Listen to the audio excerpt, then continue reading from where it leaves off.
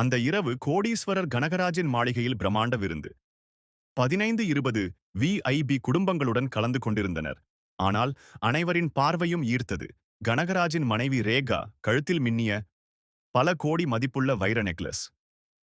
Party நடுவில் ரேகா கணவரிடம் மெதுவாக சொன்னாள், நெக்லஸ் காணவில்லை. கனகராஜின் உள்ளம் பதறியது. விருந்தினர்களை யாரையும் சந்தேகிக்க முடியாது. அப்படி செய்தால் அவமானம். ஆனால் அந்த வைரம், செல்வத்தின் சின்னம். அந்த நொடியில் கனகராஜ் நினைத்தது ஒரே பெயர், டிடி. ஆம், டிடெக்டிவ் திவாகர். சத்தமில்லாமல் பார்ட்டிக்குள் நுழைந்தார் டிடி. விருந்தினராக கலந்து கொண்டார். வீட்டுப் பணியாளர்கள் வெளியில் செல்ல அனுமதிக்கப்படவில்லை. ஒரு குழு சிசிடிவி காட்சிகளை ஆய்வு செய்தது. மற்றவர்கள் மாளிகை முழுவதையும் அலசினர்.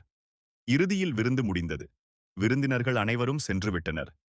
அந்த நேரத்தில் ஒரு ஃப்ளவர் வேஸில் நெக்லஸ் கண்டெடுக்கப்பட்டது.